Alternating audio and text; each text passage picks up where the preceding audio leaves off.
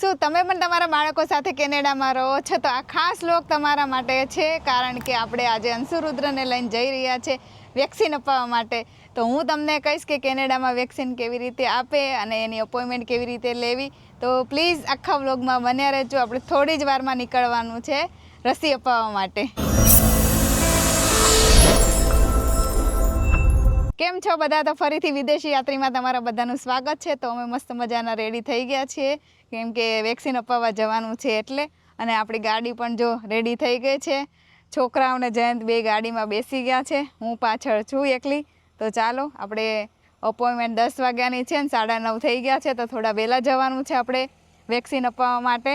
અને આજે થઈ ગયો છે મંગળવાર, તો અમે જો બધી ડસ્ટબિનો મૂકી દીધી છે, કારણ કે હમણાં ટ્રક આવશે અને બધો ગાર્બેજ લઈ જશે. તો જો આખી સોસાયટીવાળાએ બધાય મૂકી દીધી છે ડસ્ટબિનો અલગ અલગ.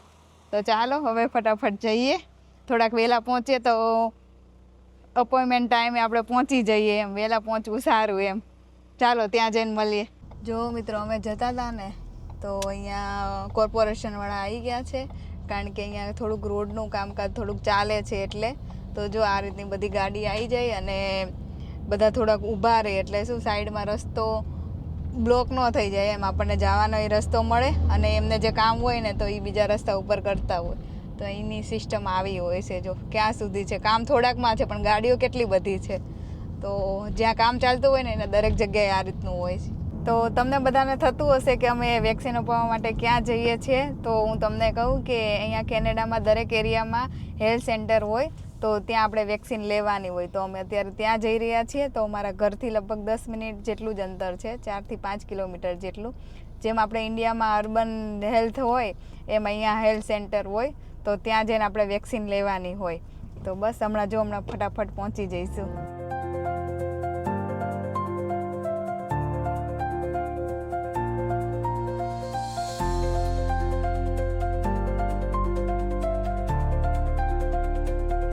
તો મારી પાછળ તમે જોઈ શકો છો કે હેલ્થ યુનિટી આપણે પહોંચી ગયા છીએ. અને હું અત્યારે વિન્સરમાં રહું છું, અને આ વિન્સરના ડાઉનટાઉન એરિયામાં આવેલું છે.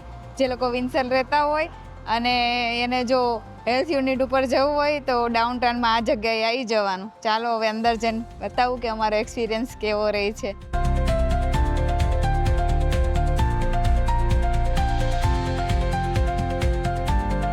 તો આપણે અંશુ રુદ્રને વેક્સિન આપી દીધી છે. તો જેવા આપણે અંદર જઈએ છીએ તો ત્યાં આપણને એક નર્સ મળે છે, અને નર્સ આપણને એક ફોર્મ ફિલ કરવાનું કહે છે. તો તેમાં તમારે હેલ્થ કાર્ડ નંબર, પછી આપણા બાળકની બર્થ ઓફ ડેટ ને એવું બધું ફિલ કરવાનું હોય છે. અને છેલ્લે આપણે સિગ્નેચર કરવાની હોય છે. તો બંનેના અલગ અલગ ફોર્મ આપ્યા હતા, તો આપણે ખુરશી ઉપર બેસીને આપણે ફોર્મ ફિલઅપ કરી દેવાના હોય.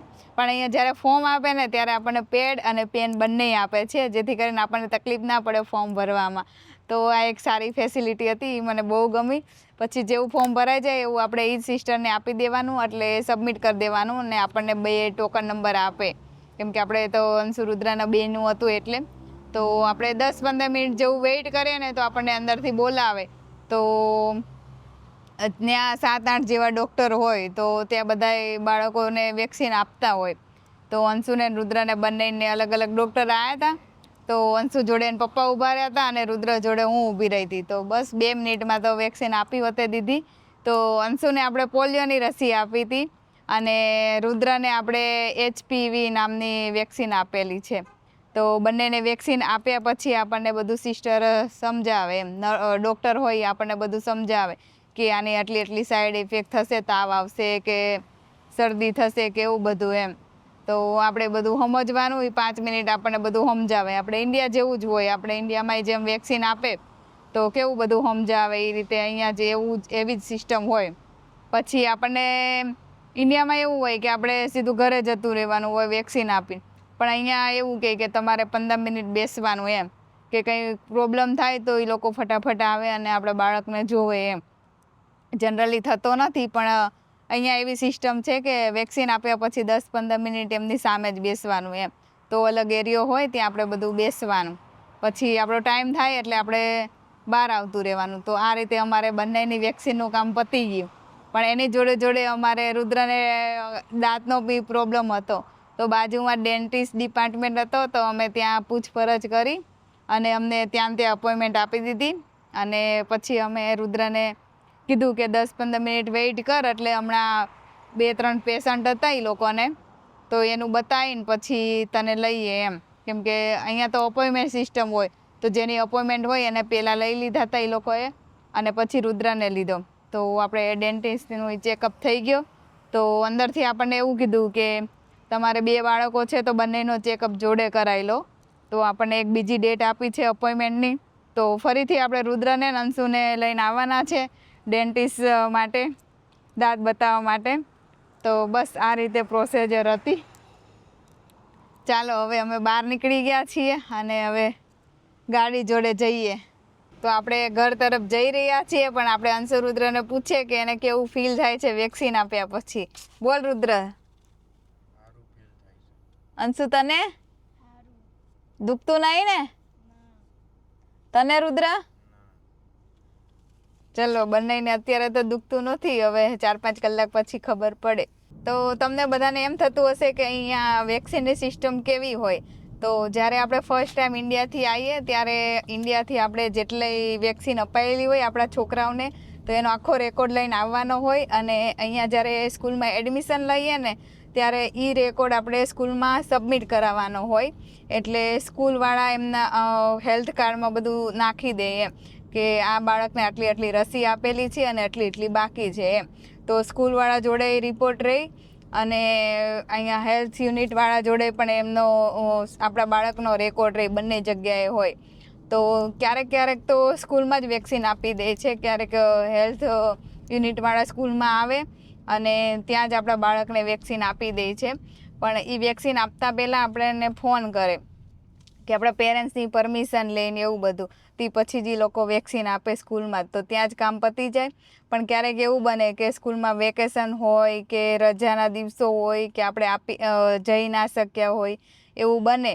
તો અમારે તો આપવાની હતી ડિસેમ્બરમાં રસી, પણ અમારે ડિસેમ્બરમાં ઇન્ડિયા હતા એટલે અમે વેક્સિન ના લઈ શક્યા. તો એના માટે અહીંયા હેલ્થ યુનિટ આવીને આપણે આપવાની હોય અપોઇન્ટમેન્ટ લઈને. તો મેં રુદ્ર અંશુની અત્યારે આપી દીધી છે વેક્સિન. તો આ રીતની સિસ્ટમ હોય. તમને કેવી લાગી કોમેન્ટ કરજો, અને આમાં તમને પણ કોઈ પણ ક્વેશ્ચન હોય તો પ્લીઝ કોમેન્ટમાં કહેજો, તો એનો હું જરૂર આન્સર આપીશ. બીજી એક ખાસ વાત, મેં આગળના વ્લોગમાં તમને કીધું કે જો તમારી જોડે હેલ્થ કાર્ડ હોય ને તો અહીંયા કેનેડાની અંદર મેડિકલ એકદમ ફ્રી થઈ જાય છે. અને અમારે આ વેક્સિન પણ અમારે ફ્રીમાં જ થઈ ગઈ છે, રિપોર્ટે અમારા ફ્રીમાં થઈ ગયા છે. એટલે અહીંયા કેનેડામાં મેડિકલ ફ્રીમાં થાય છે. તો એ વાત તમારે ખાસ યાદ રાખવી. અને જ્યારે વેક્સિન આપીએ ને ત્યારે અમને આ રીતનું 2 કાગળ આપ્યા હતા, એક અંશુનું ને એક રુદ્રનું. એમાં આખી ડિટેલ લખેલી હોય કે તમે અત્યાર સુધી કેટલી રસી આપેલી છે, અને છેલ્લી જે રસી આપેલી હોય ને એમાંય ટીક મારેલું હોય. અને આગળની હવે ક્યારે રસી આપવાની છે ને એ આપણને કહી દે કે આ તારીખે તમારે આવવાનું છે નેક્સ્ટ રસી માટે. તો આ રીતની આખી સિસ્ટમ હોય. તમને કેવી લાગી કોમેન્ટ કરતા રહેજો. મિત્રો, તો આપણે ઘરે પહોંચી ગયા છીએ. તો અમે 9:30 ગયા હતા અને અત્યારે 11:30 વાગ્યા. 2 કલાક જેવો અમારે ટાઈમ થયો. પણ એમાં અમારે ડેન્ટિસ્ટનું પણ આવી ગયું. જો ખાલી વેક્સિનનું હોત ને તો અમારે 1 કલાકની અંદર પતી જાય. તો બહુ એટલો બધો ટાઈમ ન લાગ્યો. એમાં જવાનું ને આવવાનું ને બધુંય આવી ગયું. તો ચાલો, આ મારો ફર્સ્ટ એક્સપિરિયન્સ હતો વેક્સિનનો. તો તમને કેવો લાગ્યો કોમેન્ટ કરજો. અને તમને જો આવા નવા કેનેડાના વિડીયો ગમતા હોય તો ફટાફટ વિદેશી યાત્રીને સબસ્ક્રાઈબ કરી લો. કેમ કે કેનેડામાં અમારે જે પહેલો એક્સપિરિયન્સ હશે બધો હું તમારી જોડે શેર કરીશ. અને તમને પણ કેનેડાની આવી નવી ઇન્ફોર્મેશન જાણવા મળશે. અને જો તમે કેનેડા આવવાના હોય તો પણ તમારા માટે ઉપયોગી બનશે. તો પ્લીઝ ફટાફટ ચેનલને સબસ્ક્રાઈબ કરી દો, લાઈક કરી દો અને શેર કરી દો. ચાલો મળીએ નેક્સ્ટ વ્લોગમાં. બાય.